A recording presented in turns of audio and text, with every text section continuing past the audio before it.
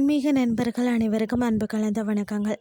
இன்றைக்கு நாங்கள் ஆன்மீகம் சம்மந்தமான பதிவில் தினமும் வீட்டில் விளக்கு ஏற்றுறீங்களா? நீங்கள் விளக்கு ஏற்றும் போது இந்த 5 தப்பை நீங்கள் உடனே மாற்றணும். அது என்னென்ன தப்புன்னு சொல்லி பார்க்கலாம் வாங்க. தினமும் வீட்டில் விளக்கேற்றுவது நமது கலாச்சாரத்தின் மிகவும் ஒரு முக்கியமான ஒரு விஷயமாக தான் இருக்கிறது இல்லையா? நம்மளுடைய வீட்டிற்கு ஒரு மாபெரும் பாசிட்டிவ் எனர்ஜியை கொடுக்கும்னே சொல்லலாம். ஆனால் நாம் தினமும் விளக்கேற்றும் போது செய்யக்கூடிய சில சிறிய தவறுகள் தான் அதில் இருந்து கிடைக்கக்கூடிய முழுமையான ஆன்மீக பலனை குறைத்து விடும் என்றும் வாஸ்து மற்றது ஆகம விதிகள் சொல்கிறது.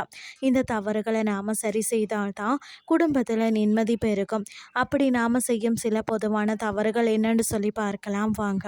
தீபம் ஏற்றும் போது அது எந்த திசையை பார்த்துருக்கிறது என்பது மிக மிக முக்கியம். வாஸ்து சாத்திரம் விதிகளின்படி விளக்கு எப்போதுமே கிழக்கு அல்லது வடக்கு திசை பார்த்தவாறு தான் எரியணும். தெற்கு திசையை பார்த்து விளக்கேற்றுவது குடும்பத்திற்கு நல்லது இல்லை அப்படின்னு சொல்லி ஆன்மீக பெரியவர்கள் கடுமையாக எச்சரிக்கிறாங்க.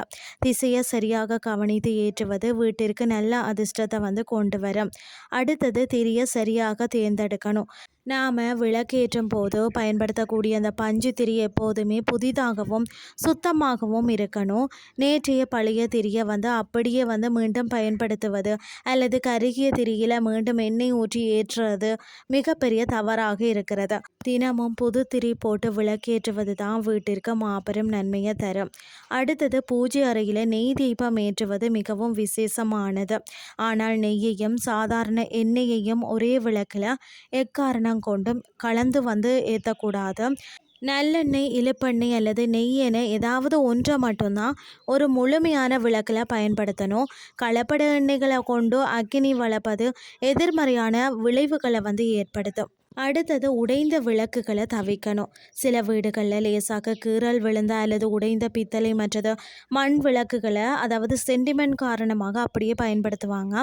ஆன்மீக ரீதியாக உடைஞ்ச விளக்கில் தீபம் ஏற்றினா வறுமை கிடைக்கும். அதனால் உடனடியாக பார்த்தீங்கன்னா அதை மாற்றிட்டு புதிய விளக்கை வாங்குறது மிக சிறந்த முடிவாக இருக்கும். அடுத்தது விளக்கு வைக்கக்கூடிய முறை. தீபத்தை எப்போதுமே நேரடியாக வரும் தரையில் வைக்கக்கூடாது.